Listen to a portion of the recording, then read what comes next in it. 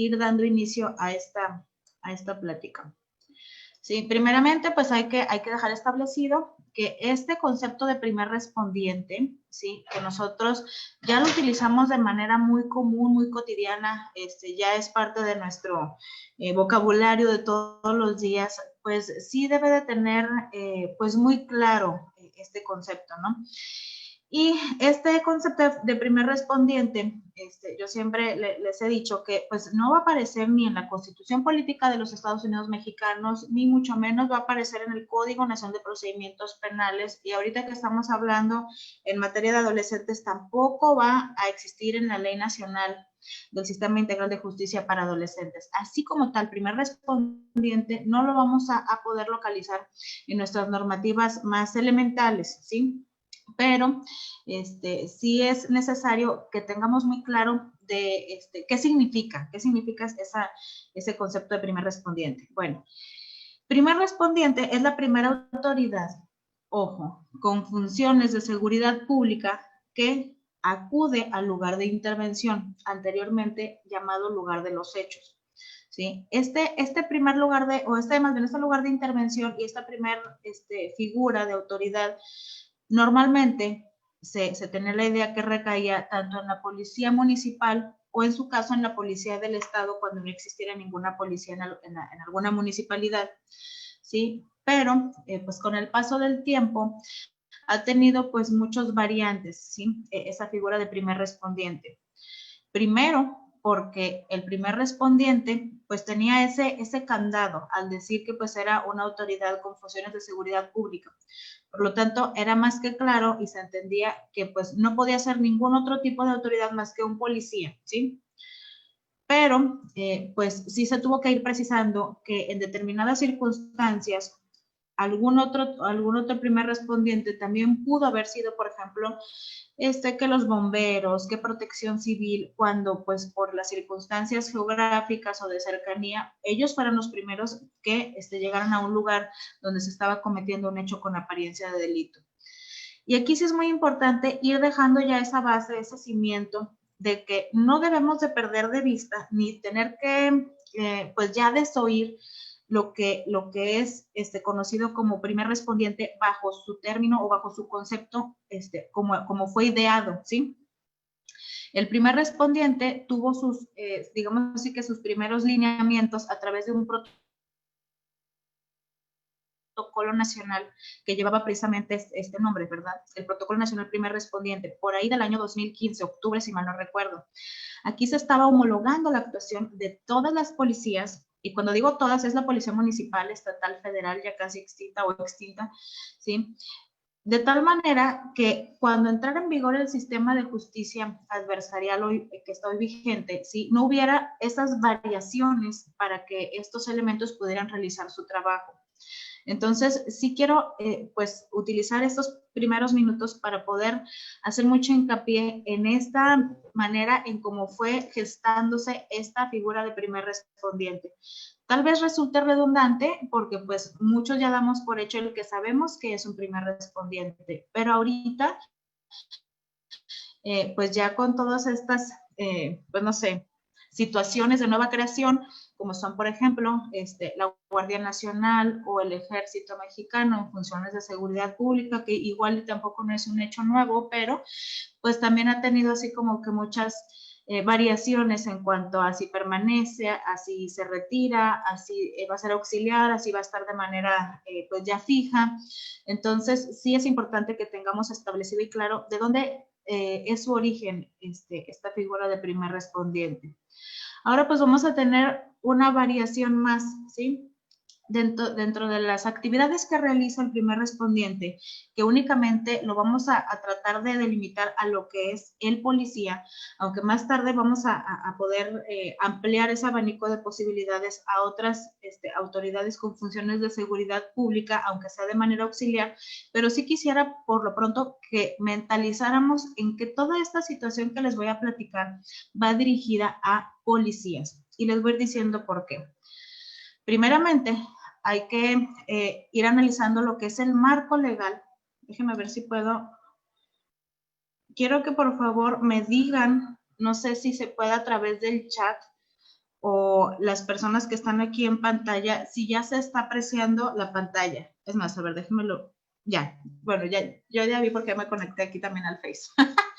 Muy bien, entonces, miren, es importante ver este cuadrito como un marco legal de lo que es la actuación del policía dentro del sistema de justicia para adolescentes y no nada más a nivel nacional, ¿sí? Sino que también lo extendamos a través de las fronteras para poder introducir estos tratados internacionales y que sepamos que estos tratados tienen ese enfoque o van dirigidos a pues a policías cuando están actuando a través de las detenciones que les estoy platicando, ¿sí? De manera muy general, se van a dar una breve explicación de estos tratados, ¿sí? Primeramente, la Convención sobre los Derechos del Niño, que en su artículo 40, en lo que nos interesa, señala que los estados tomarán medidas apropiadas para establecer leyes, procedimientos, autoridades e instituciones específicos para los niños que han infringido las leyes penales, se les acuse o declare culpables de haberlas infringido, ¿sí? Aquí es donde vamos a rescatar justamente ese párrafo donde se está haciendo ese señalamiento a tener forzosamente como Estado mexicano leyes, procedimientos, autoridades e instituciones específicos. Y con decir ese adjetivo para la palabra instituciones específicos, lo está delimitando o está exigiendo una especialización, ¿sí? ¿Y a quién va a recaer esa especialización? Pues a los órganos que van a intervenir en justicia para adolescentes. Aunque aquí hago el señalamiento que al tratarse de la Convención sobre los Derechos del Niño, pues utiliza el término niño, ¿sí? Rápidamente vamos a recordar para ir siguiendo también una secuencia y que tengamos ya en mente que los niños van a ser las personas menores a los 12 años y los adolescentes va a abarcar una edad de los 12 cumplidos hasta los 17 antes de cumplir los 18 años, ¿sí? Entonces, en este primer tratado, en esta primera convención sobre los derechos del niño, está dando una exigencia a los estados para que realicen las gestiones necesarias y que se tomen las medidas apropiadas para establecer este tipo de normativa de carácter pues meramente local, ¿sí? Por llamarlo de alguna manera. Ahora, las directrices de RIAD, ¿sí? Que su nombre completo es Directrices de las Naciones Unidas para la Prevención de la Delincuencia Juvenil, hace una serie de señalamientos en las que, pues, la que nos va a, pues, a llamar la atención en este tema que estamos ahorita analizando es, no sé si se alcanza a ver muy bien la lámina, pero las que me interesan son las de prevención y las de investigación, formulación de normas y coordinación, ¿sí? ¿A qué se refiere con este tipo de alcances o de procedimientos en específico que señalan estas directrices? A que también debe de existir un proceso para que exista prevención de delincuencia, como su nombre lo indica.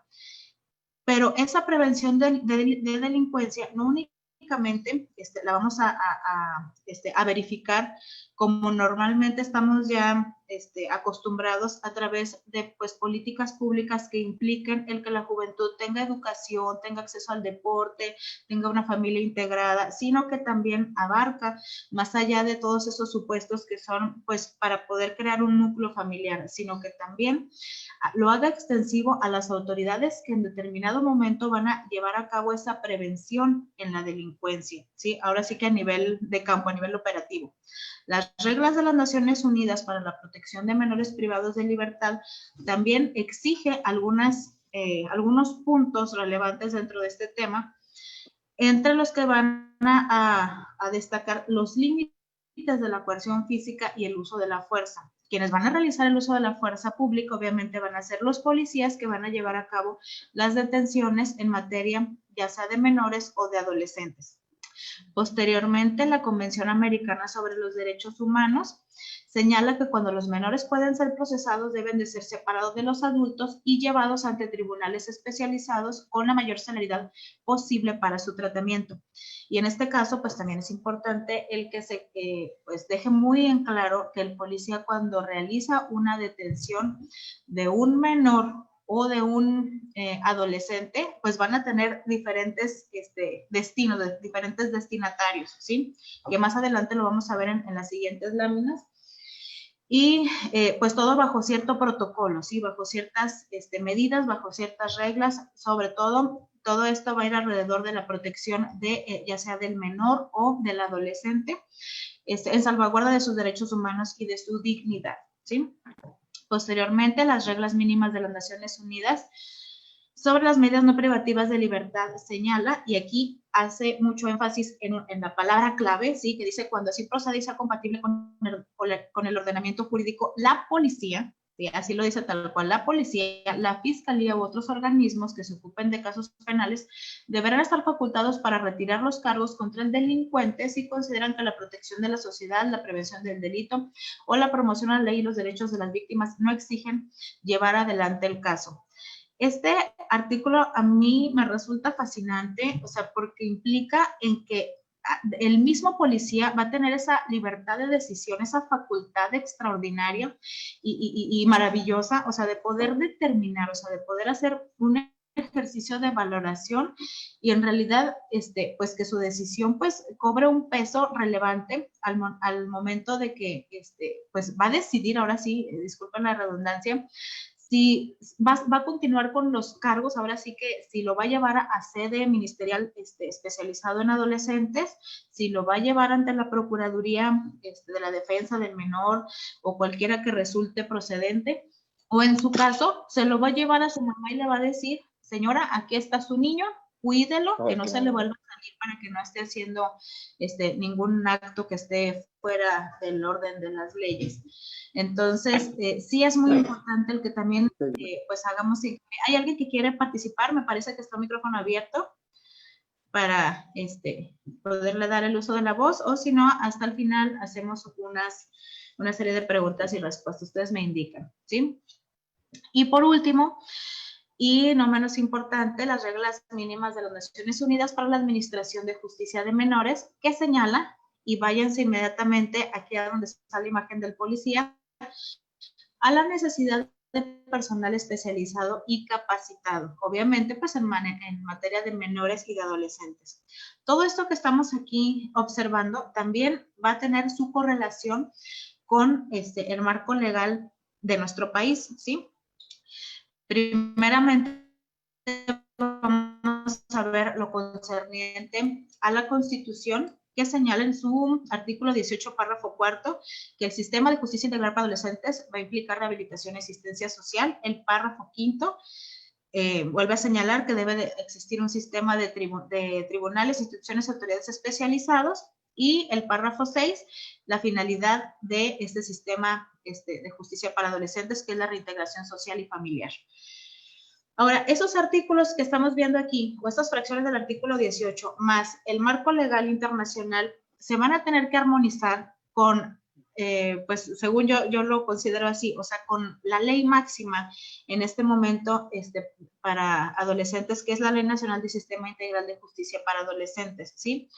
Esta ley pues cobra gran relevancia, puesto que es la ley procedimental que va a regir de manera homologada a todos los procedimientos que impliquen menores de 18 años en todo el país. Y aquí quiero destacar que tanto el artículo 63 nos habla acerca de la especialización de los órganos, asimismo el artículo 73 y 74, que nos habla de las autoridades auxiliares y de la capacitación que deben de llevar todos estos organismos que van a tener trato con adolescentes. Ahora, yo lo que observo es que en nuestra Ley Nacional de Justicia para Adolescentes no hace algún tipo de señalamiento específico de qué capacitación estamos hablando, por ejemplo, para policías, ¿sí? ¿Y a qué me refiero con esto? O sea, la capacitación que debe de abarcar un diplomado, una maestría, un curso, un seminario, un taller, la lectura de un libro, o sea, no hace, pues digamos así, un señalamiento muy específico de qué capacitación debe de llevar. Pero, pues, dentro de todo el cuerpo de la Ley Nacional de Justicia para Adolescentes, en ciertas ocasiones sí se habla acerca de esa policía. Y sobre todo, la policía especializada debe de ser la policía de investigación. Es así forzosamente investigación de campo y va a tener la cercanía con el adolescente, con su familia, con su entorno, pues ya sea su escuela, su trabajo, pues su núcleo familiar más próximo. Entonces sí es importante que tenga esa capacitación. Pero aquí es donde pues vamos a empezar a complicarnos un poquito más. Porque pues la policía que anda en la calle, sí, la policía que anda patrullando, la policía que anda vigilando, la policía de prevención, de proximidad, sí va a ser muy complicado, al menos en este tiempo, que toda esa policía se puede especializar así como tal en adolescentes. Sería tan complicado como decir que todos los defensores públicos y privados van a ser capacitados en adolescentes. Pues no, o sea, sí se requiere así como que, pues no nada más del compromiso personal, ¿verdad? Sino ahora sí que del tiempo, de las facilidades que se tengan para que pues se puedan tener esas capacitaciones de manera constante, actualizarlos. Y les digo, aquí es donde nos vamos a empezar a complicar, porque cuando el policía está realizando sus actividades diarias, o sea, está en la calle, está realizando su patrullaje y resulta que se va a encontrar pues con alguna situación que está implicando a niños o adolescentes que están cometiendo algún hecho que la ley señala como delito y que pues ciertamente lo estamos, o ellos lo están observando de manera flagrante, que pues están realizando dicho acto contrario a la ley. No por ello quiere decir que como el policía que va a bordo de esa patrulla no se ha especializado, pues se va a quedar de brazos cruzados y no va a actuar, ¿sí? Por eso les digo, aquí es donde va a empezar lo bueno, porque sí hay que hacer ese énfasis a que el hecho de que el policía no tenga, digamos así, que su cédula de especialización no quiere decir, ¿sí?, que va a dejar de actuar ante, digamos, ante esa faltante, ¿sí?, sino todo lo contrario. Más bien, el policía debe de estar suficientemente capacitado en estos aspectos que son básicos para poder darles el trato a los niños, niñas y adolescentes cuando sean detenidos. Y es una situación que considero yo es bien delicada, o sea, bien grave, bien escabrosa, o sea, no sé cuál sea el término correcto para poder manejar la situación que actualmente priva en nuestro país, y no nada más en nuestro país, ¿verdad? Ustedes saben que ya a nivel mundial sí, pues se ha disparado demasiado la delincuencia a tal grado que pues incluso pues los grupos de crimen organizado reclutan a jóvenes o incluso a niños, principalmente pensando en que pues los niños, a no ser responsables penalmente, pues van a tener mayores posibilidades de que no tenga consecuencias más graves, ¿sí? Y pues también pues porque van a ser ahora sí que carne de cañón, ¿no? O sea, un niño, niña o adolescente, pues al ser una persona que está todavía en vías de desarrollo, tanto físico como mental, sí implica cierto reto, pues no sé, es una situación que ciertamente sí es complicado de tratar y de hablar, porque pues los niños que son reclutados por este tipo de organizaciones criminales, pues sí son, ahora sí que yo creo que despojados de todo dejo de su niñez para transformarlos en unas pues pequeñas máquinas monstruosas que pues muy seguramente ellos no conocen ni las consecuencias ni los alcances de todos los actos que cometen. Entonces, en ese sentido, sí es importante volver a hacer hincapié a que el policía municipal, estatal, de cualquier orden de gobierno, el ejército, la Guardia Nacional, cuando se encuentre ante una situación de flagrancia en un hecho que está cometiendo un niño, niña o adolescente, va a tener que actuar de manera, ahora sí que normal, ¿verdad? Realizar la detención, pero sí bajo cierto protocolo muy específico. Este protocolo es el que nosotros vamos a tener que estar revisando de una manera muy escrupulosa, porque ahora sí que es el primer momento de contacto con la autoridad y por lo tanto toda la actuación que realice el policía desde el primer momento, es decir, ahora sí vamos a empezar a meter un poquito más los conceptos que utilizamos ya de manera cotidiana, como es el de la tesis de niveles de contacto. Sí es necesario que lo tengamos en cuenta. Cuando realiza esa primera inmediación y primer nivel de contacto con el niño, niña o adolescente, ¿sí? Debe de percatarse y de pues hacer la investigación en fracciones de segundo necesaria para poder determinar si está ante la presencia de un niño, niña o de un adolescente, ¿sí? Si se tratara de un niño, es decir, una persona menor de 12 años de edad, nos supone que fuera pues un niño de 11 años, que en ese momento estuviera cometiendo un delito. ¿Cuál delito vamos a suponer? Que estuviera en la entrada de algún pueblo y que estuviera con su radio reportando ciertos movimientos de la policía y que pues estuviera cometiendo el delito que cometemos como halconeo normalmente, ¿no? Entonces, si se trata de un niño que el policía, pues, le realiza ese primer nivel de contacto, esa simple inmediación, lo primero que va a tener que hacer es corroborar que esa conducta que él esté realizando esté tipificada dentro de nuestras normas penales, es decir, en algún código penal de las entidades federativas o en el Código Penal Federal. Cuando ya se percata de que efectivamente está ante la presencia de un flagrante delito, ¿sí? El siguiente paso inmediato es corroborar que se trate de un niño o de un adolescente. Si se trata de un niño, ¿sí? Ahora sí que el policía pues no va a tener pues mucho margen de acción, puesto que las leyes penales los consideran inimputables. ¿Qué quiere decir? Que no tienen responsabilidad penal ante la realización de esas conductas, ¿sí? Por lo tanto, la actuación que va a realizar el policía al momento de la detención, pues va a ser muy limitado. Y aquí, como lo dice la lámina, va a ser de custodia. Pero ¿a qué se va a referir esa custodia? A que no lo va a poder detener, que no lo va a poder subir a la patrulla, que no lo va a poder inspeccionar.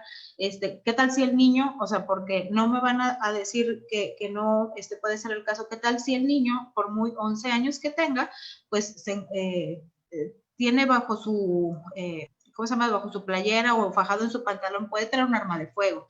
Entonces, el policía no va a poder realizar esa inspección. Claro que lo va a poder realizar, ¿sí? Va a poder realizar la inspección, va a poder realizar la detención, pero aquí la única salvedad es que así como está este cuadrito que fue directamente extraído del Protocolo Nacional del Primer Respondiente, no me dejarán mentir ustedes que ya lo han leído, lo han analizado, se encuentra una serie de gráficas al final, unos organigramas, sí se les llaman organigramas, a ver, es que sí, se llaman organigramas, donde va haciendo esa serie de pasos que tiene que llevar el policía primer respondiente en tratándose de diversas actividades. Entonces, aquí en el Protocolo Nacional de Primer Respondiente, cuando se ubica en la detención de un niño o niña, ¿sí? Únicamente señala, y aquí pues omití agregar esa parte de ese cuadro, ¿sí? Lo voy a ubicar en el traslado, así es como aparece en ese protocolo, acompañado de su papá, de su mamá o de quien ejerza la patria potestad, la tutela o persona de confianza, ¿sí? ¿Cuál es la importancia de que se observe este punto que señala el protocolo al momento de que se pues recoge al niño, ¿sí? Y que existe una formal detención para poderlo trasladar? Ahora, aquí fíjense bien, el traslado que nos señala el protocolo es ante la Procuraduría de Protección competente, la que exista en su ¿cómo se llama? En su localidad, al DIF, al PRONIF, ¿sí? Y ante esas instituciones es donde se va a depositar ese menor para que se realicen los trámites correspondientes. sobre todo, pues, de integración familiar, ¿sí? Pero ya el policía no va a llevar más allá su actuación. Es decir, aquí es muy específico el protocolo y no hace señalamientos de que deba de existir algún otro tipo de trámite pendiente para el policía. ¿Qué es lo necesario y lo urgente en este tipo de protocolos nacionales? Que si está homologando la actuación de todos los policías, también es relevante el que se agregue de manera clara y específica cuál va a ser la actuación cuando se lleven a cabo las detenciones de niños, niñas y adolescentes. Entonces, esto digamos lo que es así como en un primer momento cuando se trata de niños, ¿sí? Ahorita en unos minutitos más vamos a explicar un poquito más a fondo acerca de los pasos que van a llevar a cabo tratándose ahora sí de la detención formal. Nada más, esto para mí era importante para dejar establecidas estas dos diferencias entre la actuación o entre la simple mediación que va a llevar a cabo el policía a través del primer nivel de contacto cuando se trate de una persona que es menor de 12 años y cuando se trate de un adolescente, es decir, que su rango de edad vaya de los 12 a los 18. Ahora, cuando se trata de un adolescente, va a ser una persona que se considera inimputable para las leyes penales, ahora sí que de adultos, ¿no? Las convencionales, pero van a ser responsables ante las leyes especiales. En este caso, va a tener un tratamiento que no va a ser únicamente enfocado a que tenga una pena privativa de la libertad, a que tenga una reparación de daño, sino que aquí lo importante, además pues de que tenga, ahora sí que es que no se le puede llamar aquí en adolescentes una sanción, o sea, que tenga esa medida especial, ¿sí? Es que el adolescente tenga esa protección y esa integración a su núcleo familiar.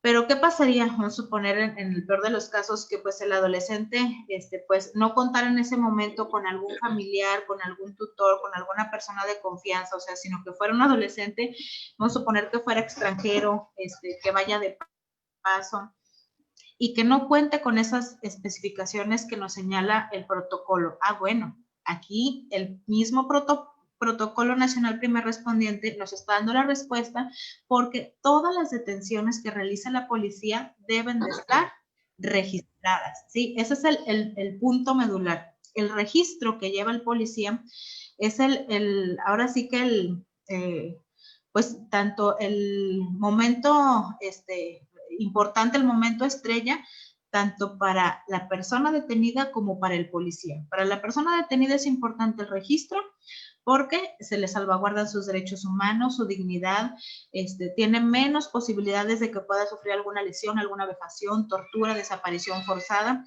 Y por su parte, para el policía es importante y de vital relevancia, puesto que el policía va a tener ese medio de protección, es decir, especificar ante quién entregó al niño, ante qué autoridad, al niño o al adolescente, ante qué autoridad entregó al niño, cómo lo entregó, o sea, es decir, en qué condiciones físicas y psicológicas entregó a la persona detenida, en el horario, bajo qué circunstancias. Entonces, por eso el registro es el que pues va a tener esa figura de relevancia, esa figura estrella.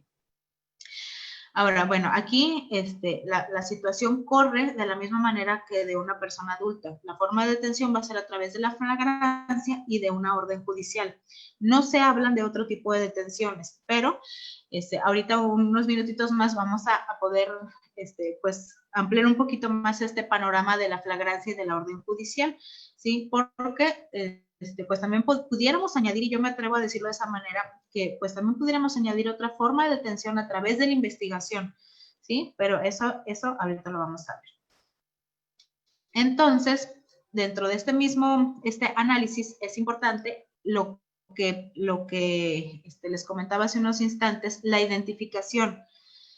En un primer momento, el niño, niña o adolescente que es detenido en flagrancia, muy seguramente no va a traer consigo pues ningún tipo de identificación que pueda acreditar su edad, ¿sí? Por lo tanto, lo primero que tiene que hacer el policía es hacer esa investigación a través de esa simple mediación, a través de la entrevista que él mismo va a realizar para preguntarle, a ver, pues, ¿cómo te llamas? Fulanito de tal, ¿cuántos años tienes? ¿Sí? Entonces el niño puede decir, pues ya voy a cumplir los 12, ¿sí? Pero, o sea, al policía no le puede constar si ya los cumplió, si le está, bueno, no voy a decir si le está echando mentiras, ¿verdad? Pero pues sí cabe la posibilidad, o sea, si está diciendo una edad que no es la que le corresponda, ¿sí? Incluso pues que no se acuerden, que no tenga el dato de cuándo cumple años, ¿sí? Pero creo que voy a cumplir ya 12 años, ¿sí?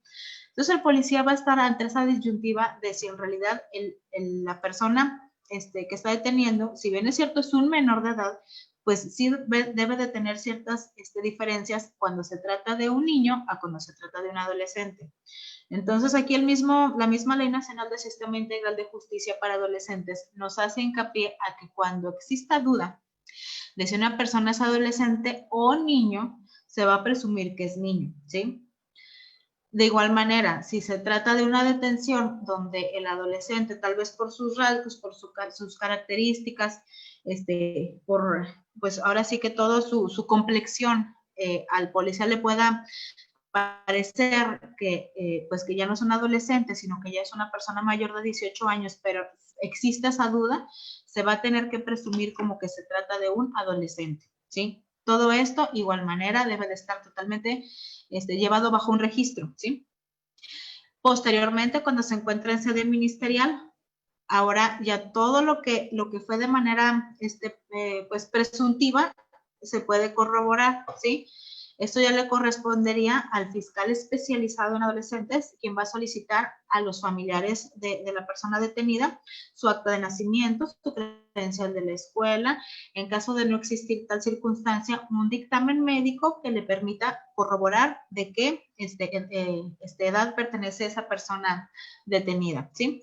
Entonces, esto es importante en un primer momento para que el policía pueda realizar una de sus primeras labores al momento del traslado, ¿sí? Y para que pues no exista ningún tipo de confusión ni de dilación en la puesta a disposición y que en lugar de estarlo ahora sí moviendo de un lugar a otro en el traslado, pues que tenga la certeza de que lo va a llevar a la Procuraduría de Defensa de la Familia o en su caso que lo va a llevar ante el Ministerio Público especializado en adolescentes.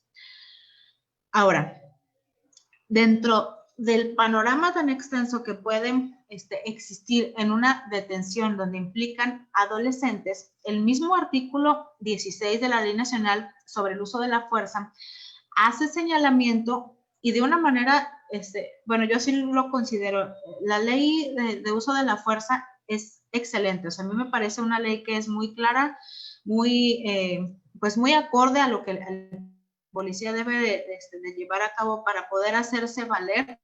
¿Por qué? Pues porque hoy en día ustedes saben que el policía pues sufrió tanto consecuencias pues de muchas generaciones que pues tuvieron algunas actuaciones no del todo pues buenas, pero no por ello se tiene que menospreciar o lastimar la figura del policía de tal suerte que pues ya se tenga como que un prejuicio hacia ellos de que si los policías van a llevar a cabo una detención que pues son agresivos o que llevan a cabo violaciones a derechos humanos o que pues ahora sí que siempre abusan del uso de la fuerza, ¿sí? No se debe de confundir nunca esos términos y tampoco se debe de exigir que el policía no use su fuerza pública, porque pues para esto los dotaron, ¿sí? Es decir, o sea, esas instituciones que nos brindan seguridad, pues su manera de poder hacerse respetar y de hacer valer las normas jurídicas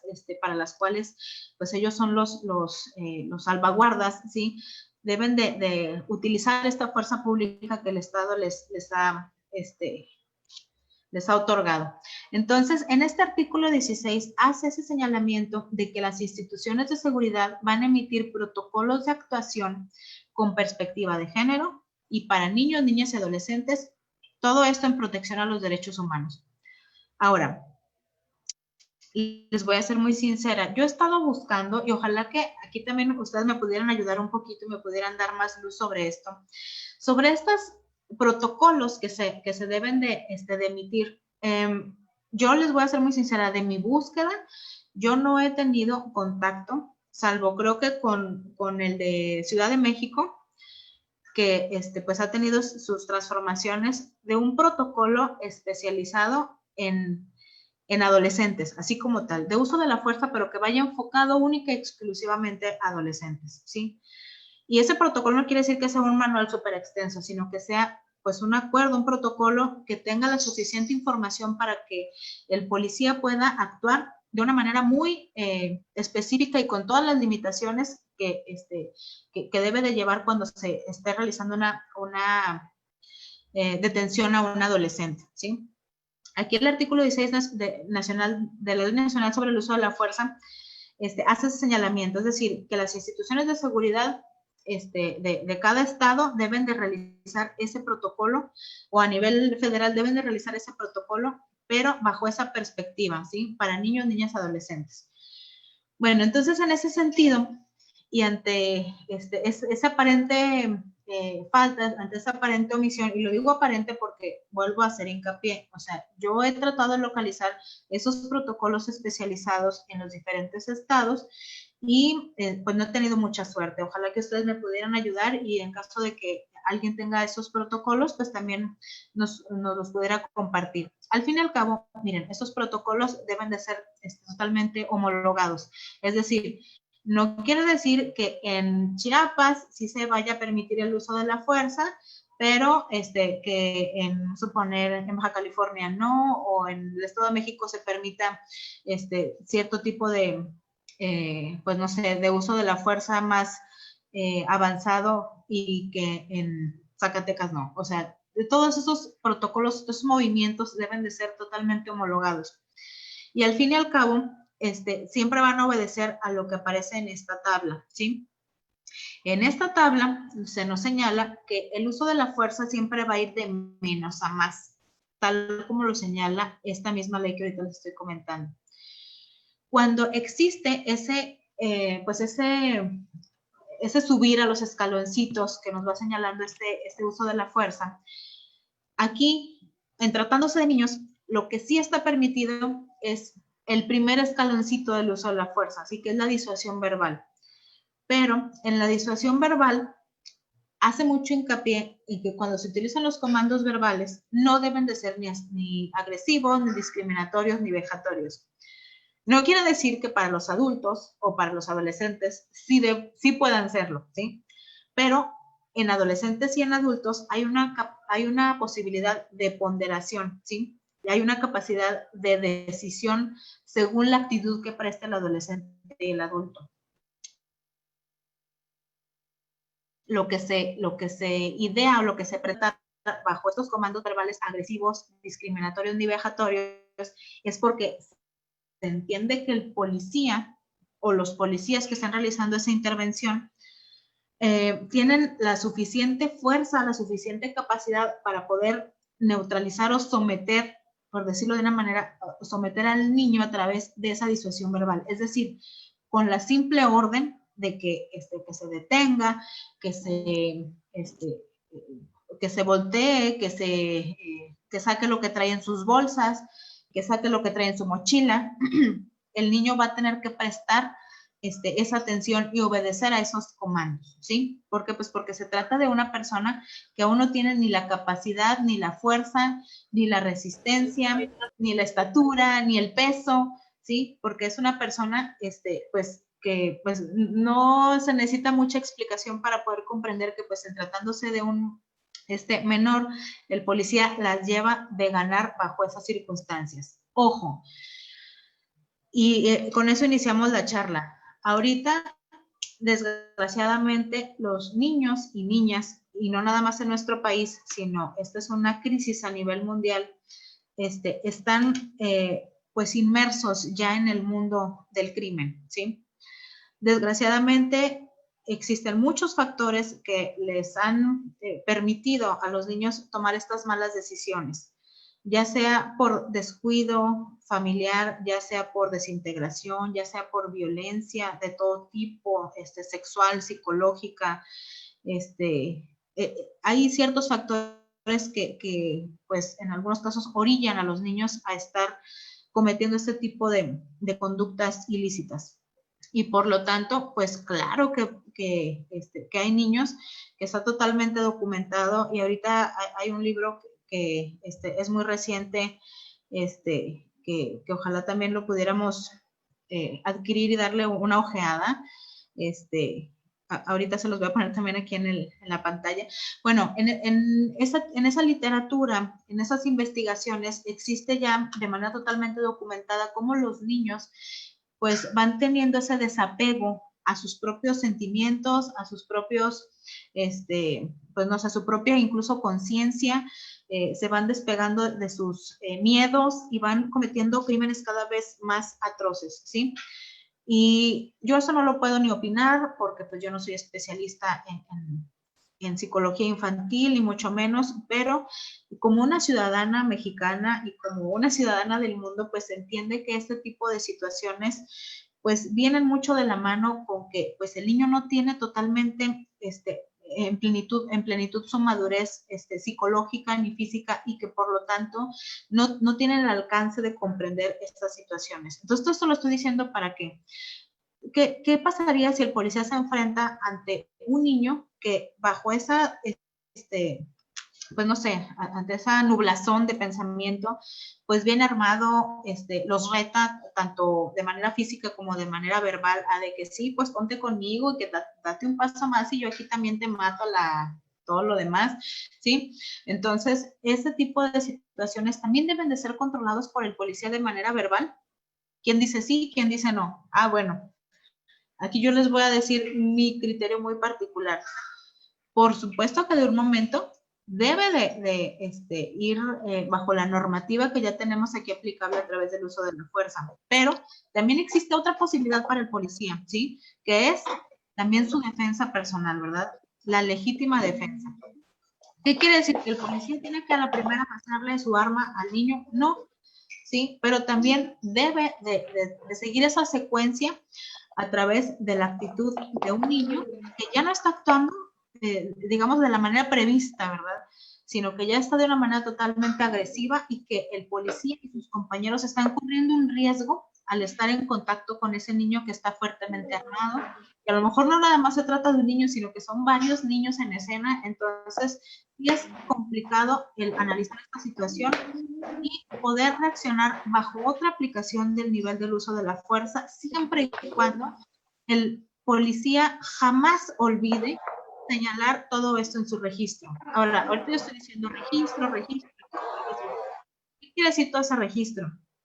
Acuérdense que el policía siempre debe de llevar ese registro a través de, disculpen la redundancia, de dos registros, ¿sí? El primero, obviamente, es su informe policial, y el segundo registro es a través del Registro Nacional de Detenciones, ¿sí? Entonces, el primer registro es el que ahorita a mí me interesa poder platicarles. El registro el que IPH. ¿Perdón? ¿Sí, a la orden? El IPH.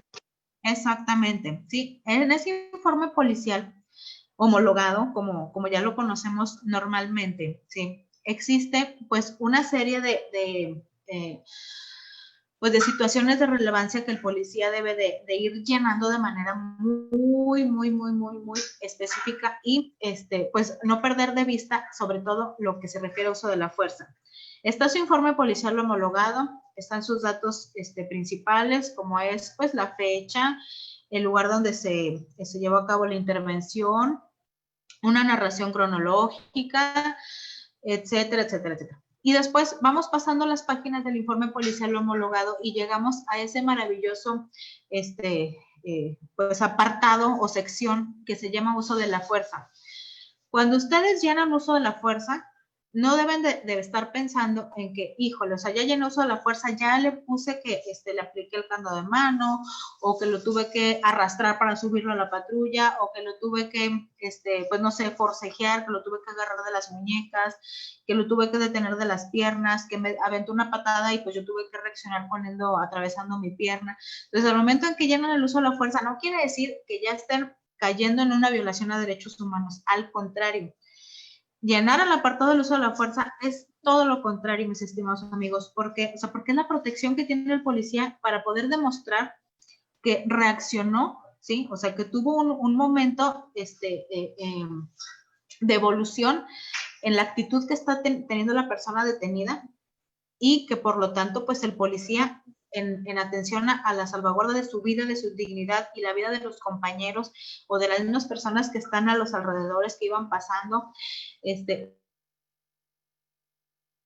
tiene que actuar, ¿sí? Y en esa actuación que va a realizar, no, o sea, sería totalmente imperdonable el que, pues, ahora sí que pusiera la otra mejilla para que se dejara, maltratar, ¿sí? Pero no por eso quiere decir que el uso caiga en abuso, ¿sí? O sea, aquí nosotros estamos viendo los escalones, por decirlo así. No puede pasar, si estamos sobre todo hablando de niños, de esa disuasión verbal al uso de las armas letales. Es decir, si así fuera el caso y si fuera totalmente necesario y justificado, claro que va a poder reducir los movimientos físicos del niño. Y pues a pesar de que aquí los protocolos siempre hagan ese señalamiento a que no se les debe de aplicar el candado de mano, a que pues casi que no se les debe ni siquiera pues de causar ninguna molestia, sí es relevante el que el policía, que es a quien se dirige pues esta intención de esta plática, ¿sí? Sepa el que también debe de protegerse a sí mismo, ¿sí? Debe de proteger su vida, debe de proteger su dignidad, debe de proteger a sus compañeros, ¿sí? Pero bueno, haciendo referencia a este manual, a esta Ley Nacional sobre el Uso de la Fuerza, no debería de ser el que se realizara una reducción física de movimientos, mucho menos el uso de armas, ya sean no letales o letales. Muy diferente al comportamiento que debe de llevar el policía con adolescentes y adultos, donde no hace distinción en unos y otros para poder llevar a cabo la subida en esa escalera del uso de la fuerza, ¿sí? Entonces aquí en la escala del uso de la fuerza se señala, como les dije hace unos momentos, la disuasión verbal, la reducción física de movimientos, el uso de armas, ya sean no letales o letales, para poder controlar, neutralizar o someter al adolescente. ¿Sí? Entonces, bueno, bajo esa tónica, avanzamos, sobre todo haciendo mucho hincapié en que todos estos movimientos que está haciendo el policía siempre deben de obedecer a estos principios rectores, ¿sí? Primeramente, pues el respeto a los derechos de los niñas, niñas y adolescentes, a reconocerlos como sujetos de derecho. Es decir, no porque sea un niño o porque sea un adolescente, quiere decir que es menos valioso, tanto ni para el derecho penal, ¿sí? Como para los derechos humanos. Al contrario, ¿sí? O sea, tal es el caso que se ha especializado la justicia penal en tratándose de ellos para darles ese valor o ese interés superior del niño y del niño y adolescente, como lo señala aquí el siguiente punto, ¿sí? Y el siguiente punto viene mucho de la mano con un comentario que ahorita estoy viendo, veo poquito el chat y veo poquito ¿cómo se llama? El Facebook. Y uno de los comentarios, justamente, aquí lo estoy viendo, de Rogelio Peña, dice, opera la presunción de la minoría de edad. Ah, no, es que había uno que decía presunción de inocencia. Bueno, que justamente mencionaba acerca de esto, ¿sí? La presunción de inocencia es un tema que es súper debatible tratándose de policías. Al menos ese es un criterio que yo comparto con uno de los juristas que más le tengo admiración, y hablo bueno, sobre esto. O sea, el policía, al tratarse de una detención en flagrancia o de una investigación, claro que debe de estar bajo los supuestos de esa presunción de inocencia hacia la persona detenida. Pero a mí me llama mucho la atención y me causa pues un tipo de, pues no sé, o sea, como de choque de ideas, lo que es la presunción de inocencia para el policía y lo que es la presunción de inocencia para el órgano jurisdiccional, ¿sí? Yo considero que aquí siempre va a haber como un tipo de diferencias muy marcadas que nos van a llevar a ese choque. Para el juzgador, sí existe esa presunción de inocencia como una obligación bajo la cual se le debe de dar trato a la persona que está siendo sujeta a un proceso, ¿sí? hasta en tanto, pues obviamente no se le dicte una sentencia en contra. Siempre se le debe de tratar como tal, o sea, como inocente. Pero en la actuación del policía, la presunción de inocencia sí es un tema bien complicado. Al menos se los digo como una opinión muy personal. Cuando el policía está realizando sus actividades y está observando que el adolescente tomó un arma de fuego y se la disparó pues a otra persona, sí, le vació ahora sí que el arma de fuego y le disparó 5 veces, ¿sí? Y el policía observó, vamos a suponer en este ejemplo medio grave. Si el policía observó, ¿sí?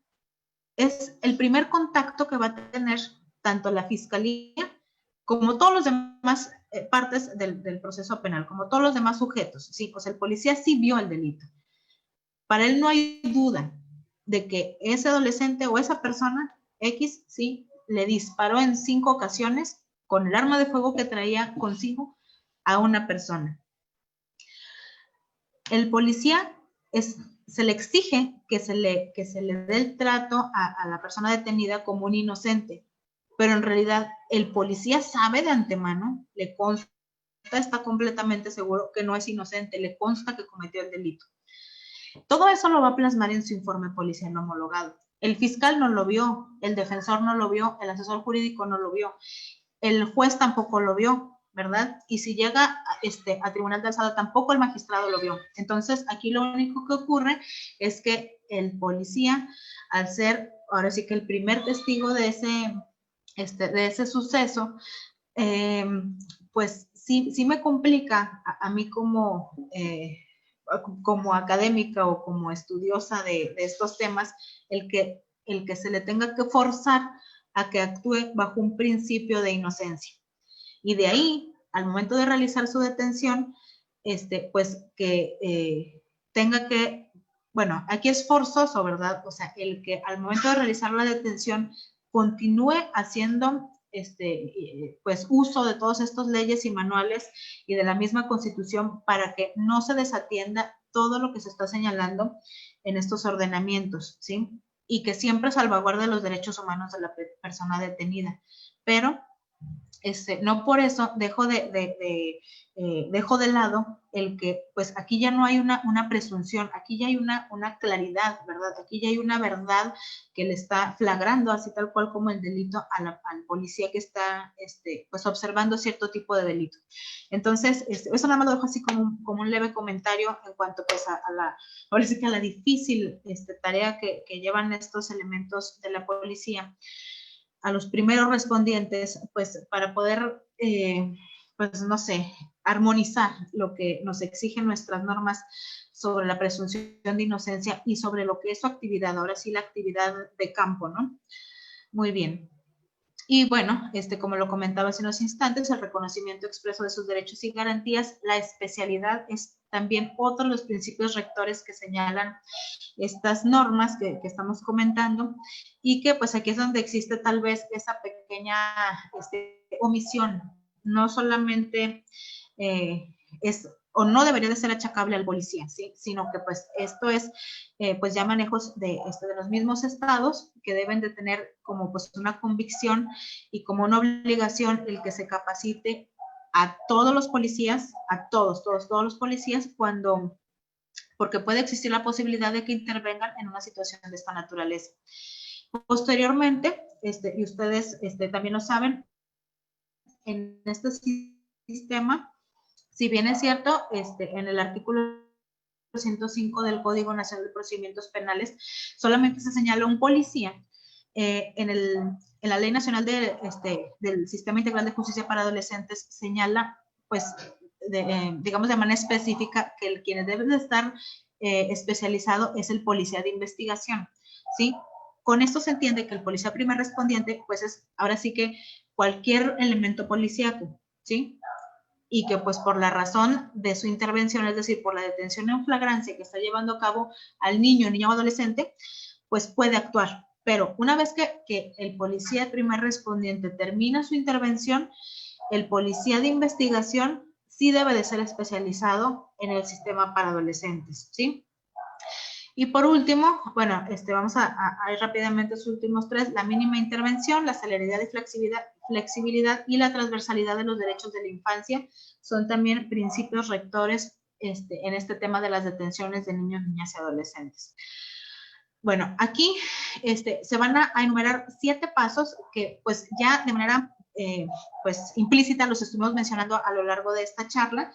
Ya para poder concluir, nos vamos a ir muy rápidamente nada más para pues poder ya dejar establecido cuál es el procedimiento especial en la detención de los niños, niñas y adolescentes. Y aquí estoy también pues agregando, ¿verdad? Otra vez de nueva cuenta a los niños, niñas y adolescentes, porque pues siempre puede haber pues no sé, esa complicación cuando no se tenga totalmente establecido si están ante la presencia de un niño o de un adolescente. Entonces, en ese pequeño pues lapso de que si el niño no está bien definido, si es un menor de 12 años o ya forma parte del grupo adolescente, sí se debe de tener pues cierta respuesta de la policía pues bajo estas disposiciones, ¿sí?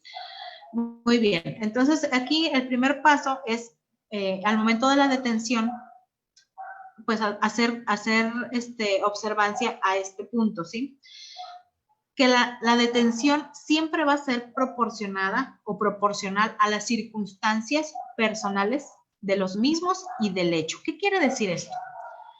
Bueno, cuando el policía realiza la detención, ¿sí? Siempre debe de seguir o ceñirse a ciertas normativas o ciertos protocolos que ya de por sí tienen establecidos para todo tipo de detención, no únicamente para ese procedimiento especial.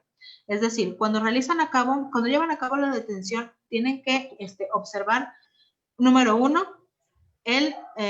la tesis de niveles de contacto. Niveles de contacto implica el que existen 3 niveles a observarse por los policías cuando llevan a cabo la detención. Hablar de niveles de contacto no quiere decir automáticamente detención, ¿sí? Niveles de contacto es los pasos a seguir para poder llevar a cabo la detención. Por lo tanto, puede que bajo el primer nivel de contacto llamado simple inmediación se opte por esa circunstancia especial o por esa circunstancia personal que está motivando a esa simple inmediación, a esa aproximación, a esa entrevista, ya no continuar con las demás. ¿Qué ejemplo? ¿Sí? Si está un menor, ¿sí? Vamos a suponer una persona de 16 años, pues no sé, en algún parque público en determinadas horas de la madrugada y total que se encuentra, pues digamos, en una actitud inusual, puesto que está cargando una mochila y está hablando continuamente por teléfono celular y se levanta de su lugar y empieza a caminar ahí en sus alrededores y se vuelve otra vez a sentar en la banquita y resulta que el policía pues lo está observando a lo lejos y pues está haciendo su razonamiento a través de esa sospecha razonable y pues determina que pues ante esa conducta inusual va a aproximarse a esa persona. Al momento que se aproxima, bueno, cuando lo está observando no se da cuenta que es una persona de 16 años, sino pues nada más observa pues una persona, ¿sí? Cuando se lleva a cabo esa simple inmediación, el policía se aproxima, lo entrevista y le dice, ¿sabe qué? Pues resulta que pues iba llegando yo de la escuela o del trabajo y se me quedaron las llaves adentro de la casa y le estoy hablando a X familiar para que por favor me pueda venir a abrir o cualquier cosa, ¿sí? Es decir, ya hay una respuesta, ya existe una justificación, ya existe una manera de poder salvar ese momento por parte de la persona que está siendo entrevistada y ya no existe posibilidad de que pase a otro nivel de contacto. Que no fuera así el caso, sino que la persona que en ese momento está siendo entrevistada resulta que empieza a tomar una actitud un poco nerviosa, se empieza a poner evasivo en las respuestas, trata en algunas ocasiones de huir, pues de comenzar a alejarse, ¿sí? Y no se comporta cooperativo al momento de estar siendo entrevistado por la policía y mucho menos les permite que observen el contenido de su mochila, ¿sí? Entonces, ante esa situación existe la posibilidad de pasar al segundo nivel de contacto llamado restricción temporal del ejercicio de un derecho. En esta restricción temporal no se está violando ningún derecho humano, no se está pues dejando de lado, no se está dejando de observar, ni se está eliminando el derecho humano ni a la libertad personal, ni al libre tránsito, ni mucho menos, sino únicamente es una restricción temporal con la finalidad de, pues, poder que la policía investigue esa circunstancia, ¿verdad? Y una vez que ocurre esto y que el policía logra inspeccionar esa mochila, resulta que sí trae un narcótico. Por lo tanto, puede seguir con el siguiente nivel de contacto, que es la detención formal. Para esto se observan los mismos protocolos que para el adulto, ¿sí? Por lo tanto, o sea, no habría mayor digamos, diferencia en este momento de aplicar las tesis de niveles de contacto. Pero sí hay que tener, pues ya cierta diferenciación cuando se trata del siguiente momento, ¿sí? Que es el uso de la fuerza. El uso de la fuerza puede ser de manera armonizada, ir utilizándose a la par de este momento de niveles de contacto, ¿sí? Cuando se usa la fuerza, como les digo, lo único que tiene que ocurrir es ir registrando el por qué, ¿sí? El justificar por qué se usó la fuerza pública. Bajo esta pirámide podemos observar que de manera gradual se va a tener que ir avanzando en pues en esta escalada, ¿verdad? Para poder llegar a un uso de la fuerza más letal. Yo siempre hago mucho hincapié en que nosotros no debemos de exigir de la policía en que no haga uso de sus armas, ¿sí? Eso se me hace una irresponsabilidad tanto del ciudadano como incluso de los mismos órganos jurisdiccionales, el exigir que no se haga uso de las armas, ¿sí? Las armas para eso se les proporcionan a los policías, obviamente no para que abusen de ellas, ¿sí? Se les proporcionan para que puedan salvaguardar también su vida, para que puedan salvaguardar la vida de sus compañeros y de las personas de los alrededores. Es decir, las llamadas terceros implicados, ¿sí? A los que pudieran resultar lastimados si la persona detenida también está utilizando armas de fuego y de manera indiscriminada pues comienza a disparar a quien pase, ¿sí? No a lo mejor con esa finalidad, ¿verdad? Sino con la finalidad de lesionar al policía, pero pues en eso pues muy seguramente va a existir alguna lesión a otra persona llamada tercero implicado, ¿sí? Y, creo que me pasé dos, perdón. Se debe de garantizar el respeto a los derechos humanos del adolescente y siempre velar por estas normas relativas a su protección jurídica, como las ya comentadas en el marco jurídico, la Ley Nacional del Sistema Integral de Justicia para Adolescente, y sobre todo hacer mucho hincapié que cuando se están respetando los derechos humanos de las personas, de los niños, niñas y adolescentes, siempre pues en su medida, que el policía puede determinar que cuando se trata de una detención de un menor de 12 años, lo va a custodiar, así es la palabra correcta, ¿verdad? Lo va a custodiar hasta poderlo entregar en la procuraduría competente, siempre que lo traslade va a estar acompañado de un familiar o persona de confianza. Cuando eso no pueda ser llevado a cabo porque pues el niño en ese momento no se encuentre, pues digamos, con la posibilidad de poder proporcionar alguna información acerca del paradero de estas personas, debe de informar también y que debe de quedar también un registro del por qué no se pudo trasladar al niño a la Procuraduría, al DIF o al PRONIF, acompañado, ¿sí? Y en su caso también cuando se lleva a cabo la detención de las personas adolescentes, de preferencia se debe de llevar también a cabo bajo la compañía de sus padres, de sus tutores o persona de confianza. Muy bien, ya estamos por terminar. Para, dentro de los puntos también muy importantes, es el señalar que la mencionada o la famosa lectura de derechos, ¿sí? En esta lectura de derechos, que también, pues digamos, forma parte de los derechos del adolescente, hay que hacer mucho hincapié que, a ver, déjenme recordar, bueno, ahorita les voy a decir, en la Ley Nacional del Sistema Integral de Justicia para Adolescentes hace hincapié en que al adolescente se le debe de hablar en un lenguaje sencillo, ¿sí? Este lenguaje sencillo implica que el policía no le va a recitar lo que normalmente conocemos como la lectura de derechos de una manera coloquial, así tal cual, sino que debe de bajar su nivel de lenguaje de tal suerte que pueda el adolescente entender lo que se le está explicando, ¿sí? Entonces le va a decir al adolescente que se encuentra en ese momento detenido por tal situación, ¿sí? Pero que esa detención no va a implicar mayor situación porque pues va a ser considerado como inocente, ¿sí? Pero no le va a decir, tienes derecho a no autoincriminarte y tienes derecho a guardar silencio, pues le va a decir, ¿y eso qué quiere decir? ¿Sí? O sea, tal vez no tenga la capacidad de poder entender ese juego de palabras que luego nosotros tomamos como una exigencia. Entonces, por eso es importante el que estos derechos no nada más se les reciten, sino que el adolescente lo entienda. Y que aparte de que lo entienda, que se le salvaguarden esos derechos. Nada más es la lectura, es el respeto a los derechos. Y posteriormente que se le ponga a disposición de la autoridad competente, ya sea si se trata de un menor o si se trata de un adolescente. Ahora, aquí esta parte me parece muy relevante de que podamos analizarla, porque se trata de la revisión. El hecho de que sea un menor de 18 años no quiere decir que no deba ser inspeccionado.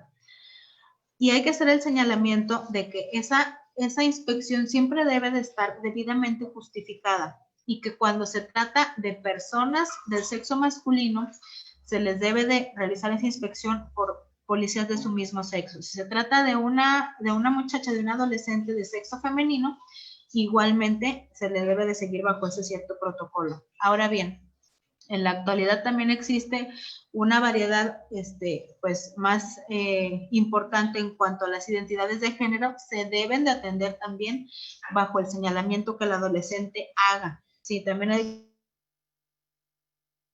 que hacer mucho hincapié en que el policía debe de atender a lo que el adolescente le diga que se identifica como, pues como género sexual, ¿sí?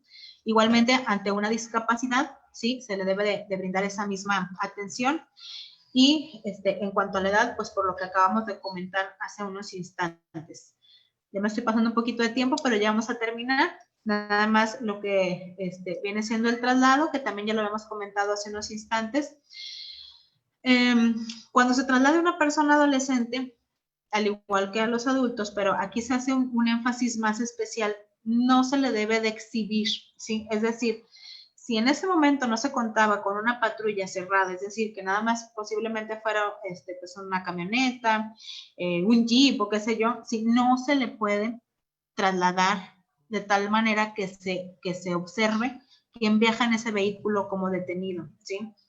A los adolescentes se les debe de salvaguardar siempre de manera totalmente forzosa su identidad y siempre debe de estar bajo esa secrecía el que el adolescente esté sujeto a una detención o un proceso penal del sistema de adolescentes. Entonces, cuando se trasladen, quienes los deben trasladar son los policías, se les debe de trasladar en un vehículo oficial, obviamente con los logotipos o distintivos de la policía y por personal uniformado. A los adolescentes, según lo que la misma ley señala, no se les debe de llevar con candado de mano, es decir, no se les debe de llevar esposados. Y por último, así como lo veníamos también platicando, es que siempre se le debe de llevar acompañado de sus padres, tutores, representantes legales o alguna persona de la confianza del adolescente, ¿sí? Obviamente siempre que se tenga el dato de ellos. Y por último, como hace unos instantes le dije, pues la secrecía de las actuaciones no se va a poder permitir, o sea, el policía debe también de salvaguardar mucho ese aspecto, el que no se le permita a la prensa, incluso ni a los curiosos, ni a los reporteros de redes sociales que empiecen a grabar alguna situación que implique adolescentes. Sí, eso también es parte de el cuidar sus derechos humanos, su imagen, su honor, su intimidad. Es muy importante el que no se realice este tipo de situaciones y que el policía, en la medida de sus posibilidades, evite el que se le, pues, de ese tipo de trato al adolescente. Ahora bien, dentro de esta misma pues relatoría que en este momento estamos platicando, sí es muy importante hacer mucho hincapié en lo que señala el artículo 74 de la Ley Nacional del Sistema Integral de Justicia para Adolescentes, ¿sí? ¿En qué caso? En la fracción 5 de este artículo, para poder realizar inmediatamente el registro de la detención. Como les decía hace unos instantes, el que el Registro Nacional de Detenciones esté totalmente realizado y que no se, porque bueno, ya ven que en algunas ocasiones existen así como dificultades de que pues que no existía, que no había en ese momento señal, que no había internet, que no había plataforma, que no estaba el capturista, no, o sea, esas situaciones deben de descartarse por completo, exigir de manera inmediata el registro en el Registro Nacional de Detenciones. Si para las personas adultas nos resulta relevante el que se encuentre registrada su detención, para los adolescentes es mucho más importante, ¿sí? Nos evitaríamos de muchas complicaciones porque pues nos quitamos ahora sí que la preocupación de que al adolescente se le pueda llegar a lesionar, a lastimar no solamente de manera física, sino también de manera emocional, sexual, verbal. Es importante el que no se pierda de vista el que se lleve a cabo este registro nacional de detenciones porque forma parte también del derecho humano a la seguridad jurídica que tiene el adolescente como persona detenida y posteriormente pues como persona sujeta a proceso penal. Bueno, me extendí un poquito más de lo que tenía pensado, pero pues ahora sí que de una manera súper, pues no sé, rápida, fue como quedó explicado esta primera intervención del primer respondiente en tratándose de detenciones de personas adolescentes. No sé si hay algún comentario, maestra Carla, o si ya se haya integrado el doctor Jiménez para poder saludarlo. Sí, el doctor Iván ya se encuentra presente, ya se pudo instalar, amiga. Ahorita te checo las preguntas que puedo tener en algunos de los grupos de Facebook, ¿sí? Y sí veo bastantes. ¿Qué tal, doctora? Muy buenas tardes. Qué gusto saludarla. Buenas tardes, doctor. Mucho gusto. ¿Cómo está?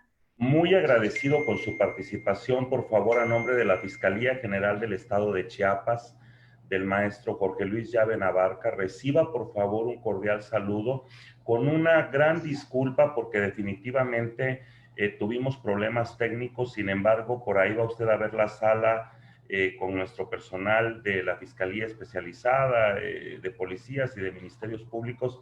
Realmente ha sido una sesión de mucho aprendizaje, de mucho conocimiento, y realmente queremos agradecerle el que nos permita usted tener ahora sí el contacto y aprender más sobre un tema tan complejo que a partir del 2016, con la publicación de la Ley del Sistema Integral de Justicia Penal para Adolescentes, se ha convertido realmente en un paradigma. Paradigma me refiero porque hay muchísimos temas que van agregados a la publicación de esta ley, que como operadores del sistema nos falta mucho conocimiento, sobre todo las grandes confusiones que han existido, que usted perfectamente ha abordado en esta plática y en esta sesión. Así que muchísimas gracias a nombre de la Fiscalía General del Estado de Chiapas, de su servidor, del Instituto de Investigación y de Profesionalización de la Fiscalía.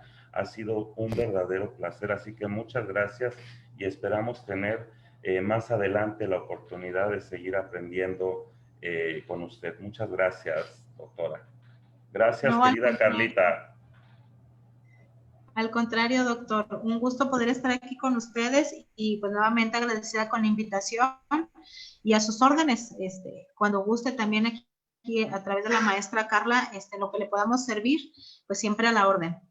No, es un placer de verdad. Déjame decirte que dentro del personal que está de nuestra Fiscalía Especializada está nuestra fiscal titular, la doctora Amanda Farfán Ruiz, y su personal de la Fiscalía Especializada en Adolescentes. Tenemos el grupo de policías y tenemos el grupo de ministerios públicos. Así que estamos tocando los tres perfiles en realidad del sistema y nos interesa mucho, mucho seguir profesionalizándonos. Así que muchísimas gracias. Al contrario, un gusto. Bien, no. Iván, a mí no me tienes nada que agradecer, al contrario, tú sabes que nosotros siempre amigos hasta el final y siempre hay que apoyarnos, ¿sí? Entonces no tienes nada que agradecerme.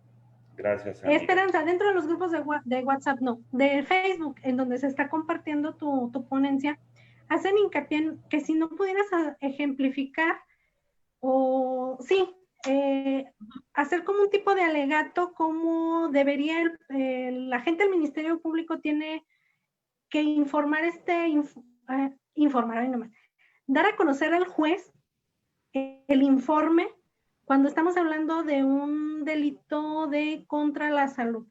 Resulta que los adolescentes comúnmente son es lo que cometen, o sea, son las conductas que a veces se realizan con más frecuencia y ellos tienen como que ciertas dudas en relación a que siguen trabajando el formato anterior. Nos encontrábamos de recorrido en el tal y vimos a una persona de tales características y le procedimos a entrevistarnos o así cuestiones pues que a veces los tecnicismos o querer relatar cuesta un poco más de trabajo. ¿Qué es lo más correcto? ¿Cómo apoyar al policía para que la gente del Ministerio Público pueda hacer una mejor exposición al momento de las audiencias? Gracias. Okay. Gracias, maestra. Primero, quiero decirles que a veces es muy complicado el ponerse la camiseta del equipo contrario, ¿sí? Es decir, el poder argumentar del lado del fiscal para la defensa sí es bien complicado, pero lo que sí, yo sí les puedo decir con mucha certeza es que pues del análisis de los informes policiales homologados siempre se llega a esa misma conclusión, ¿sí? De que el informe policial homologado se debe de llevar a cabo por el policía que está realizando la intervención. En ese sentido, el informe que realiza el primer respondiente debe de ser totalmente con sus propias palabras, pero siempre se deben de destacar, ahora sí que ciertas palabras clave. Yo así les llamo palabras clave. El policía actual, el policía del sistema adversarial, ¿sí? Ya sea del sistema de adultos o de adolescentes, tiene un reto enorme. Anteriormente, en el sistema inquisitivo, cuando se trabajaba el parte informativo, ustedes saben que así como se plasmaba en el parte informativo, pues así se quedaba, o sea, ese parte informativo no era materia de ningún contradictorio. Actualmente, sí. ¿Y por qué antes? Bueno, a pesar de que, bueno, que se llamaba ampliaciones de declaración, que se llamaba careos, que bueno, pues no existía una verdadera confrontación y que fuera de manera, pues, lo más inmediatamente posible del dicho del policía. ¿A qué me refiero con esto? A que cuando el policía plasmaba el parte informativo, cuando se le volvía a citar, pues ya habían pasado 6 meses, ya había pasado 1 año, ya habían pasado 2 años, y que muy seguramente la respuesta del policía iba a ser, pues, es que ya pasó tanto tiempo, o sea, ya no recuerdo, ¿sí? O bueno, yo ya lo puse en el parte informativo, o sea, yo me atengo a lo que dice mi parte informativo de tal fecha, y ya de ahí no lo sacábamos. Bueno, entonces, atendiendo a la pregunta de la maestra, la respuesta sería la siguiente. Hoy en día, a través del sistema que nos tocó vivir y trabajar, que es el sistema adversarial, la actuación del policía cae inmediatamente bajo ese principio de contradicción en ese debate, ¿sí? De saber si es totalmente verídica su información, si es totalmente verídico su dicho o si no. Para esto, ahora sí vamos a introducir estas palabras clave, ¿sí? Un delito muy común en adolescentes, como bien lo decía la maestra, es delitos contra la salud, ¿sí? Que estén en posesión de cierto narcótico que las leyes prohíben. Entonces, cuando existe esta información, obviamente tuvo que haber pasado pues antes por una serie de momentos, ¿sí? Cuando el policía se entera de que el menor traía droga, ¿sí? Tuvo que haber sido posiblemente por dos supuestos. El primero, porque él pues materialmente observó, ¿sí? O sea, con sus propios ojos, valga la expresión, que pues ese menor traía pues cierto narcótico en su mochila, en su ropa, entonces a él le consta que exista tal posesión. Pero existe otra posibilidad, que fue la que ahorita estábamos observando en materia de detenciones.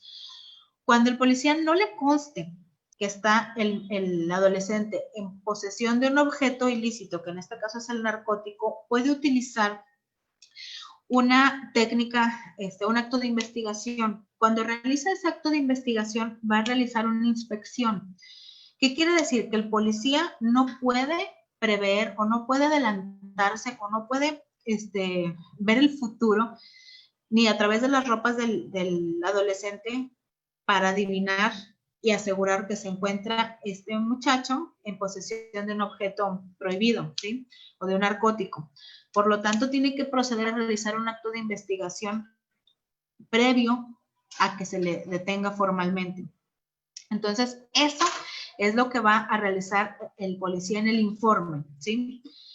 Si el policía brinca estos pasos, es decir, de manera inmediata hace el señalamiento de que nos encontrábamos realizando un patrullamiento preventivo y de proximidad social a las 19:35 horas del 8 de octubre del 2020 en la calle Bravo, esquina con Colón, de la colonia Centro de la ciudad de Ciudad Victoria, Tamaulipas.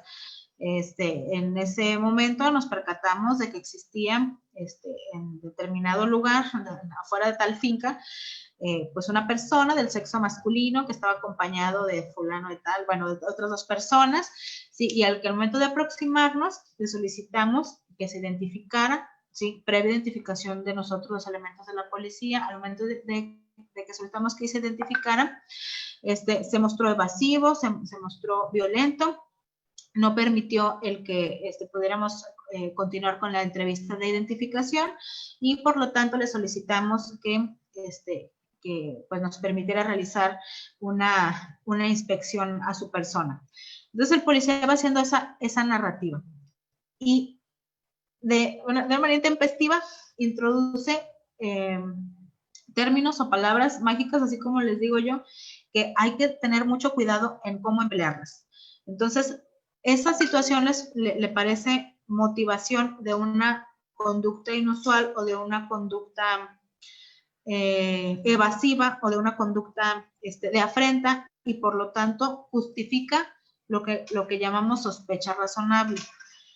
Aquí hay que tener cuidado cuando el policía plasma tales situaciones en el informe policial homologado y que no sea verídico, que no sea claro, a quien le va a meter en problema va a ser al fiscal, porque cuando suceda eso, el fiscal, quien no estaba observando tal situación, pues va a tener así como que pues no sé, la dificultad de poderlo argumentar en la primera audiencia, que es la audiencia de control de detención.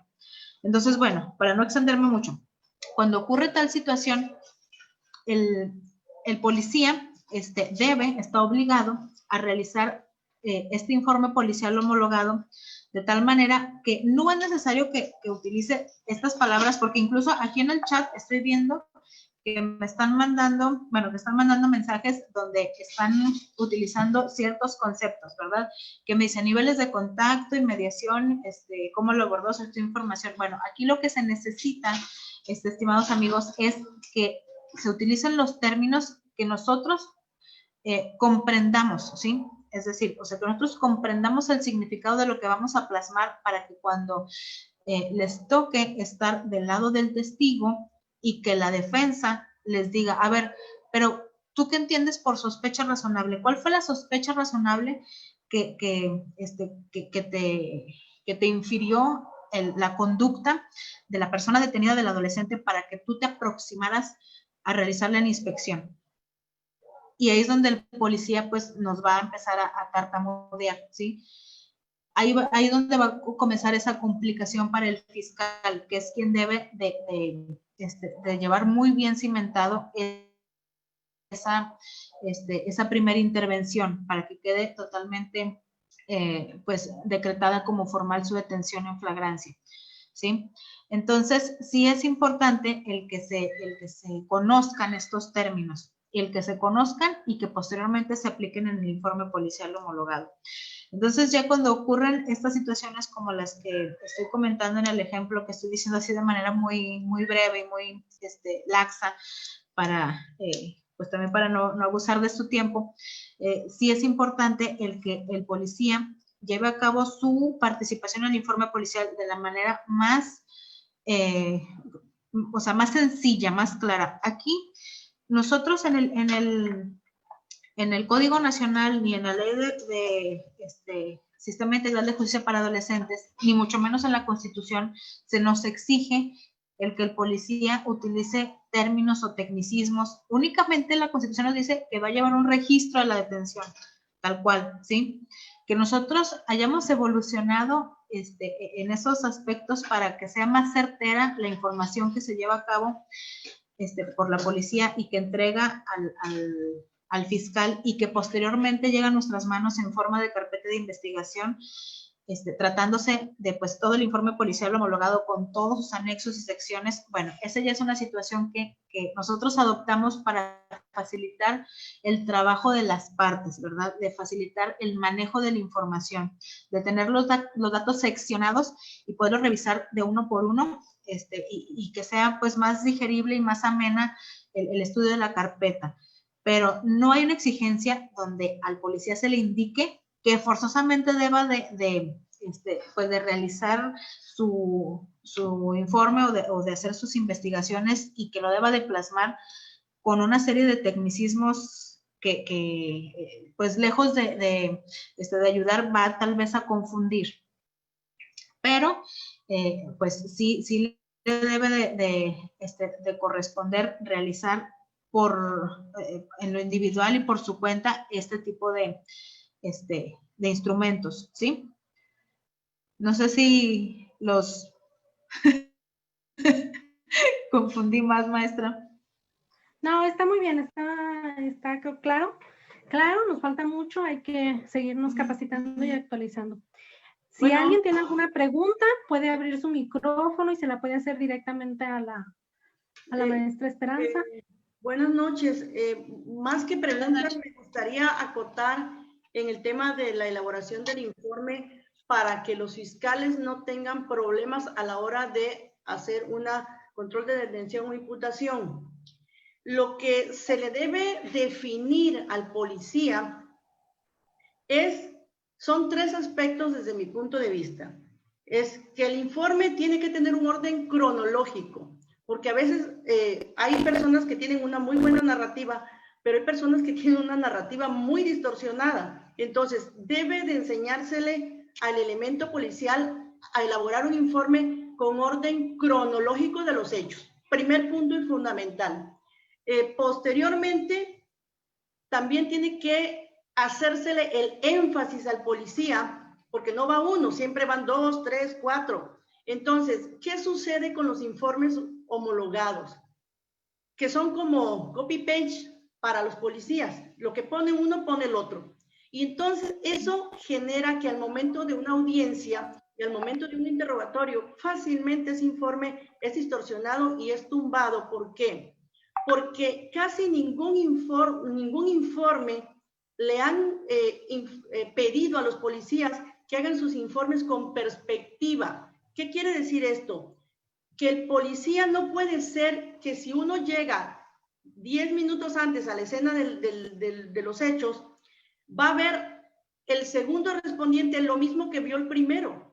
Y sobre todo si uno está del ángulo izquierdo y otro está del ángulo derecho, o uno entró por la parte de atrás de una calle o de un inmueble y el otro por la parte delantera, eso es lo que tiene un policía que tener claro, que solamente puede narrar lo que en el momento vio y vivió, no lo que su compañero vio, no lo que su compañero hizo. Eso no. ¿Por qué? Porque entonces son informes, ahora sí valiendo la redundancia, homologados, pero homologados en lo que escriben. Y esa no es la naturaleza de un informe homologado. Es para determinar momento a momento los hechos. ¿Y cómo se pueden determinar momento a momento? Que cada quien narre lo que vio, no lo que el otro vio o lo que el otro le dijo.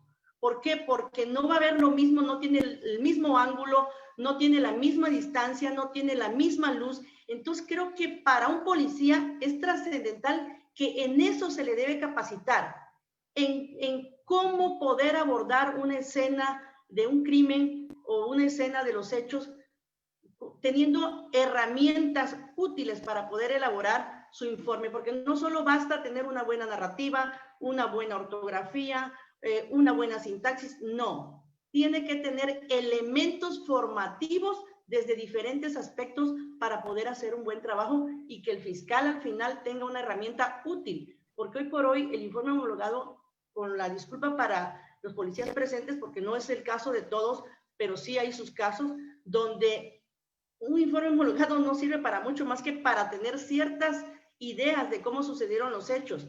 Entonces, creo que esa es la herramienta principal que se le debe formar al policía. Es orden cronológico, perspectiva, y que con el análisis de todas sus herramientas que tiene, más las técnicas de investigación, pueda él demostrar lo que narró en el hecho que fue testigo, para poder llegar a una testimonial, a un juicio verdaderamente preparado. Y cuando un informe está bien elaborado, aunque haya pasado el tiempo, quizás se olviden ciertos detalles, pero no se olvida la estructura general. Es nada más lo que quería abordar. Gracias. Muchísimas gracias, compañera Edith. Bien, la última pregunta, Esperanza. En Facebook nos están diciendo lo siguiente. Si por lo que estaba diciendo la compañera, si el policía omite detalles al narrar los hechos en el informe policial homologado, ¿esto se puede subsanar a través de la entrevista detallada que se realizan los policías? Gracias, maestra. Bueno, miren, se los voy a decir, la respuesta va a ser a través de la perspectiva de la defensa, ¿sí? A veces, bueno, no a veces, en muchas ocasiones nos hemos topado con este tipo de dificultades, que en el informe policial homologado, pues va, así como lo explicaba la compañera Edith, pues de una manera muy laxa, que no pues toman la precaución de llevar a cabo pues una verdadera narrativa, que pues que se exijan detalles. Y, por ejemplo, también en los apartados o secciones, pues se omiten ciertas situaciones. La más común que yo he observado es el del uso de la fuerza. Y que es más, y que incluso en ocasiones, pues esas omisiones les llevan algún tipo de repercusión de carácter administrativo o penal, y que ahí es donde a veces también como que se quiere enderezar un poco el asunto, pues ya de una manera muy tardía. Pero bueno, la situación es que empieza el informe policial homologado con cierta información y posteriormente se realizan las entrevistas al policía, ¿sí? O a los policías que intervinieron. Y ahí se precisan detalles que en el informe policial homologado no existen, ¿sí? Pero que no existen y que ni siquiera de manera inferencial nos pudiéramos, pues, no sé, hubiéramos llegado a pensar que el policía iba a actuar o a continuar, o que hubiera cierto faltante de tal manera como se plasmó en la entrevista. Desde el punto de vista o desde la perspectiva de la defensa, yo les pudiera decir que igual, y se puede hacer el intento por la fiscalía para subsanar esas omisiones, al momento en que se están llevando a cabo o se están utilizando esas entrevistas, ¿sí? Si en lo más próximo se tratara de la audiencia inicial y que pues a través de las entrevistas se tratara de acomodar o de maquillar o de armar más bonito la manera en que ocurrió la detención y que se soportara tal información en las entrevistas posteriores al llenado del informe policial homologado, lo más normal que vaya a llegar a ocurrir es que la postura de la defensa va a ser en contra de esos argumentos complementarios, ¿sí? De tal suerte que la defensa va a poder argumentar que toda vez que eso no forma parte del informe policial homologado y que no fueron los registros, pues ahora sí que las primicias que registró el policía, sino que todo eso se obtuvo de manera posterior, de una manera pues un poco más ya pensada, más premeditada, pues de una manera más estudiada, muy seguramente no cuentan con la misma relevancia o la misma valoración que se le pudiera dar al primer momento, al primer instrumento que es el informe policial homologado. Entonces, se trataría a todas luces de desvirtuar esas entrevistas. Si bien es cierto, pues claro que forman parte del material de datos de prueba de la carpeta, pero si lo que se pretende es enderezar la información del informe, al menos desde la perspectiva de la defensa, se haría todos los argumentos necesarios en esa tesitura, ¿sí? En el tratar de demostrarle al juez que pues no tenían esa misma, o no les debe de dar ese mismo valor a las entrevistas, ¿sí? Que si bien es cierto son realizadas por las mismas personas que llevaron a cabo el informe, pero no tienen esa misma secuencia o esa misma inmediatez en cuanto a la primera actuación que se formalizó y se materializó en ese informe policial homologado. Esa sería mi postura y pues no sé si con esto dé respuesta al compañero que la formuló. Me imagino que sí. Iván, ¿quieres? Bueno, yo en nombre de la presidenta no pudo conectarse. Te doy las gracias, amiga, por apoyarnos con estas charlas, pláticas, conferencias. Realmente sé que es un tema que a ti te apasiona, ¿no? Entonces, verlo ahora, te he visto dando las conferencias en adultos y ahora verte dándola en adolescentes, pues la verdad, vas por muy buen camino. Muchas gracias, maestra. Realmente tienes una sensibilidad para poder comprender lo que hacen o dejan a veces de hacer los chicos cuando se ven ya inmersos dentro del contacto con las autoridades, ¿no? Entonces, pues, muchas felicidades. Doctor Iván, si gusta dar las últimas palabras ya para despedir la sesión del día de hoy. No, reiterar, querida amiga, el apoyo del Instituto Capari para realizar en coordinación con la Fiscalía General del Estado de Chiapas este ejercicio académico que nos deja todavía con más convicción y más compromiso. Yo entiendo que todos los participantes tienen diferentes posiciones respecto de diferentes temas. Es normal que un tema que apenas está en pañales en México tenga diferentes posiciones.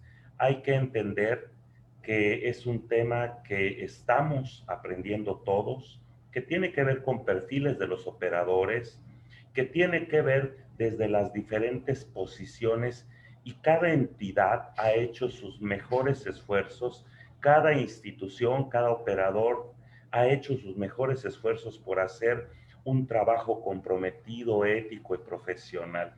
¿Qué es lo importante, queridos amigos que están presentes en esta sesión? Que tengamos la oportunidad de darnos el tiempo y de seguir aprendiendo. De eso se trata. Entre más conocimiento tengamos, que conozcamos las diferentes posiciones, eso es lo que va a dotarnos realmente de aprendizaje significativo, de conocimiento, de convicción, pero sobre todo de un embalaje que nos permita desarrollar habilidades y destrezas desde la parte de la procuración, desde la sede judicial, desde la defensoría, desde el policía, haciendo la diferenciación, primer respondiente, el policía especializado, todos, mientras tengamos la oportunidad o nos demos la oportunidad de estos espacios de aprendizajes nos va a hacer mejor cada día, como operadores, como México y como comunidad. Así que, Instituto Capari, muchas gracias, querida amiga Carla, muchas gracias. Maestra Esperanza, un honor conocerla. En Chiapas tiene usted su casa, así que muchas gracias y un saludo y un fuerte abrazo a todos los compañeros presentes. Gracias a todos.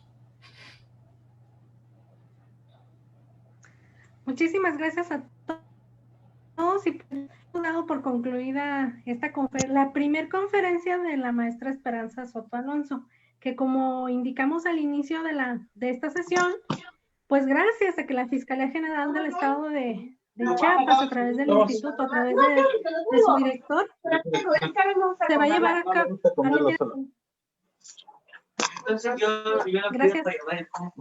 ¿Puede apagar tu micrófono?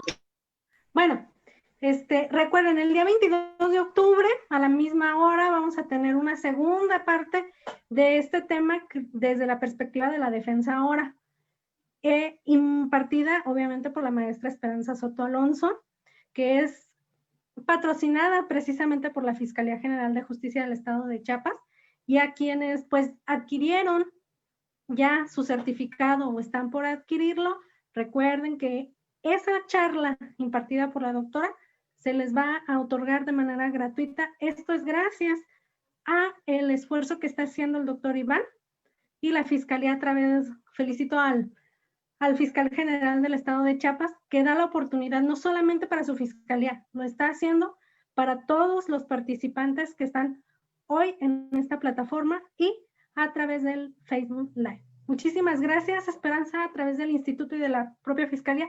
Te vamos a hacer llegar tu reconocimiento en breves momentos para que pues lo tengas y lo sigas sumando a tus capacitaciones. Muchísimas gracias, te mando un fuerte abrazo desde Morelia, Michoacán.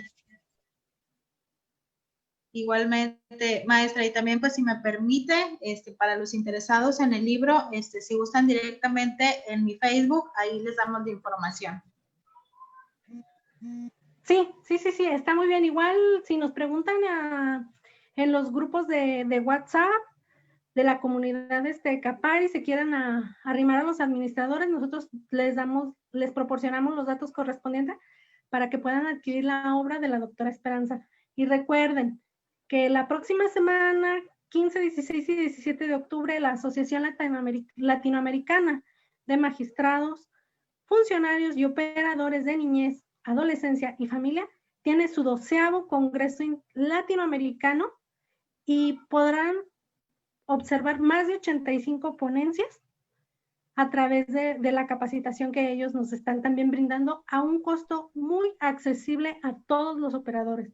De igual forma, a los que apenas nos están siguiendo, únanse al grupo de algún grupo de los de WhatsApp para poderles mandar todas las disertaciones que va a haber durante todo el evento, que va a durar 3 días, en donde el doctor Iván me hizo el honor de participar en el mismo. Muchísimas gracias, que descansen, buenas noches y felicidades a todos. Gracias, buenas noches a todos, saludos. Saludos.